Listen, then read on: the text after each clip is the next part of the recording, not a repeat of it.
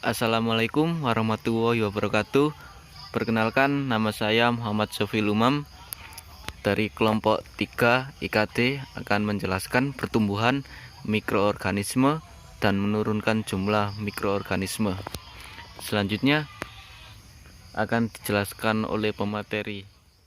Baik, saya Dila Fiasani. Saya sebagai pemateri pertama. Di sini saya akan menjelaskan tentang pertumbuhan mikroorganisme. Pertumbuhan mikroorganisme dapat diartikan sebagai penambahan ukuran, jumlah bobot, massa, dan banyak parameter lainnya dari suatu makhluk hidup. Seperti kita semua tahu bahwa pertumbuhan itu artinya bertumbuh atau bertambah dan berkembang biak. Pertumbuhan terjadi dalam segi ukuran, segi bobot, jumlah, massa, dan masih banyak lagi. Dan itu berlaku untuk semua makhluk hidup, termasuk mikroorganisme. Selanjutnya, pembelahan sel bakteri. Proses pembelahan secara langsung disebut juga pembelahan amitosis atau pembelahan biner. Pembelahan biner adalah proses pembelahan dari satu sel menjadi dua sel tanpa melalui fase-fase atau tahap pembelahan sel. Seperti pada slide ini ada gambar yang menunjukkan tentang pembelahan biner, di mana ada dinding sel, membran plasma, dan DNA. Gambar yang paling atas menunjukkan bahwa replikasi DNA dan elongasi. Dan yang kedua, dinding sel dan membran plasma mulai membelah. Selanjutnya, septum terbentuk dan DNA terpisah. Dan pada akhirnya, sel terpisah menjadi dua. Selanjutnya, sel prokariot, sel tanpa membran inti, mampu membelah diri secara sederhana. Setelah sel tumbuh, mampu melakukan pembelahan serta menduplikasi molekul DNA-nya, terjadi pelekukan pada membran sel. Seperti kita semua tahu bahwa sel prokariot itu adalah sebuah sel tanpa membran inti.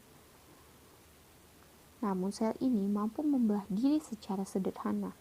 Setelah sel ini tumbuh dan mampu melakukan pembelahan serta menduplikasi molekul DNA-nya, terjadi pelekukan pada membran sel. Dan untuk materi berikutnya akan dilanjutkan oleh pemateri selanjutnya. Saya Ayu Afrilia Oviana sebagai pemateri kedua akan menjelaskan tentang mekanisme pembelahan sel atau binary fission pada sel prokariotik. Yang pertama, sebuah sel muda di fase awal siklus. Yang kedua, sebuah sel tua mempersiapkan bagian dengan memperbesar dinding sel, membran sel, dan volume keseluruhan. Di tengah sel, dinding mengembangkan tagik yang akhirnya akan membentuk septum atau pembatas transversal, dan kromosom digandakan kemudian menempel pada membran khusus dinding septum tumbuh ke dalam, dan kromosom yang ditarik ke arah ujung sel yang berlawanan sebagai membran membesar. Komponen sitoplasmik lain yang didistribusikan atau acak kedua sel berkembang. Septum disintesis sepenuhnya melalui pusat sel dan membran sel patch itu sendiri sehingga ada dua bilik sel terpisah. Yang ketiga, pada titik ini sel anak dibagi. Beberapa bagian khusus akan memisahkan sepenuhnya seperti yang ditunjukkan di sini, sementara yang lain akan tetap melekat, membentuk rantai atau doublet. Waktu generasi. Waktu generasi adalah waktu yang diperlukan oleh mikroorganisme untuk meningkatkan jumlah sel menjadi 2 kali lipat jumlah semula. Kurva pertumbuhan mikroorganisme terdiri atas 4 fase, yaitu fase penyesuaian atau lag phase, fase eksponensial atau fase logaritmik, fase stasioner, dan fase kematian. Pada fase eksponensial terjadi peningkatan jumlah sel dan digunakan untuk menentukan waktu generasi. Selanjutnya, fase pertumbuhan. Yang pertama, fase permulaan. Dalam fase ini, bakteri belum mengadakan perbanyak sel, bahkan sebagian sel bakteri mati. Yang kedua, fase pertumbuhan. Dalam fase ini, bakteri belum memperbanyak diri. Kecepatan pertumbuhan makin lama makin meningkat.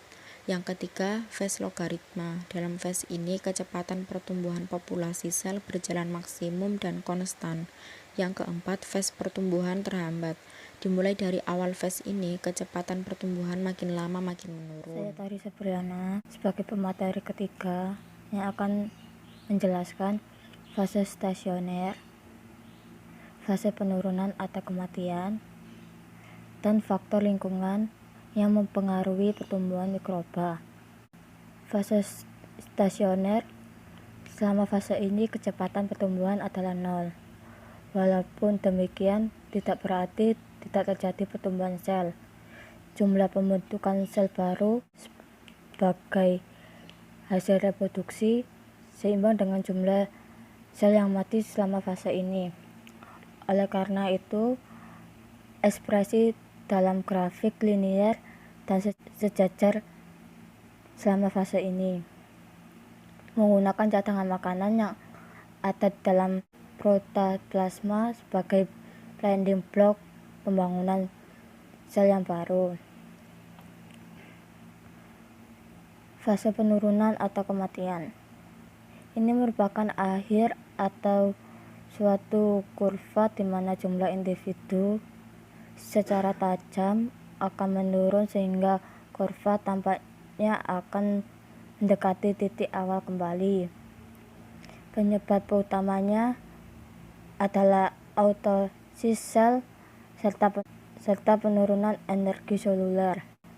Pada saat medium kehabisan nutrien, maka populasi bakteri akan menurun jumlahnya. Pada saat ini jumlah sel yang mati lebih banyak daripada sel yang hidup. Misalnya beberapa bakteri yang hanya mampu bertahan beberapa jam sama fase statis dan akhirnya masuk ke dalam fase kematian. Faktor lingkungan yang mempengaruhi pertumbuhan mikroba. 1. Lingkungan abiotik.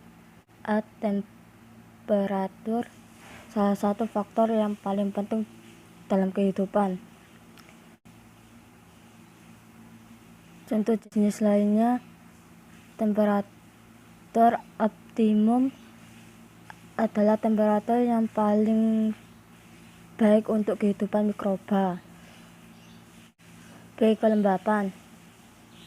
Banyak mikroba yang tahan hidup dalam keadaan waktu lama seperti dalam bentuk spora, conidia, artospora, dan kista. Seperti halnya pada pembukuan, proses pengeringan protosperma menyebabkan kegiatan metabolisme terhenti. C. Tekanan osmasa. Tekanan osmasa tertinggi banyak digunakan dalam praktek untuk pengawetan bahan makanan seperti pengawetan ikan dengan penambahan garam. Antara lain, rada yang osmorofil dapat tumbuh pada kadar garam yang tinggi.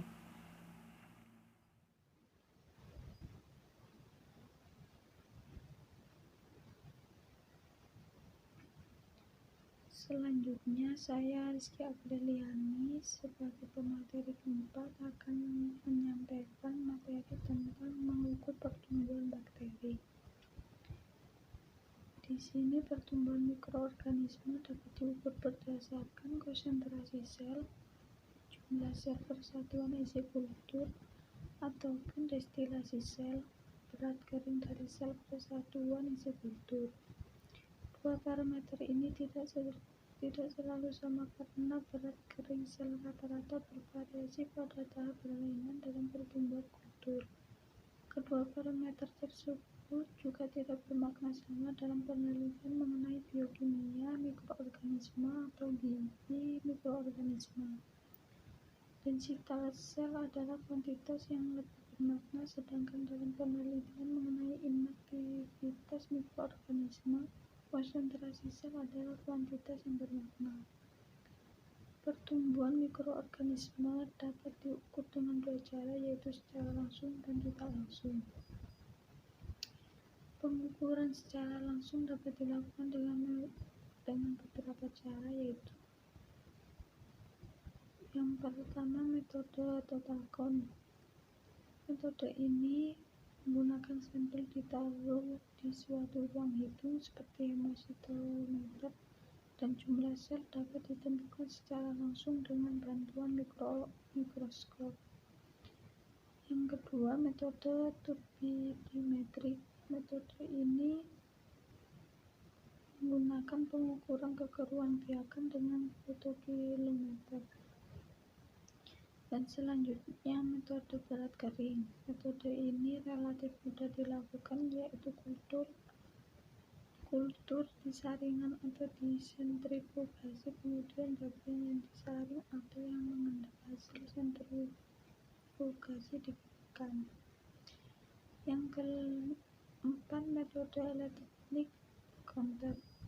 Metode ini menggunakan pengukuran suspensi mikroorganisme dialirkan melalui lubang kecil yang disebut orifis dengan bantuan aliran listrik. Elektroda yang ditempatkan pada dua sisi orifis mengukur tekanan listrik, yang ditandai dengan naiknya tekanan pada saat bakteri melalui orifis.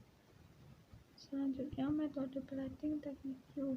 Metode ini menggunakan perhitungan jumlah sel tanpa visible dan didasarkan pada asumsi bahwa bakteri hidup akan tumbuh, membelah, dan memproduksi satu koloni telur. Yang terakhir, metode filtrasi membran. Metode ini menggunakan sampel yang dialirkan pada suatu sistem filter membran dengan bantuan vakum. Bakteri yang terperangkap selanjutnya ditumbuhkan pada media yang sesuai dan jumlah koloni. Sekian dari kelompok kami. Selanjutnya akan dibuka sesi tanya jawab. Terima kasih.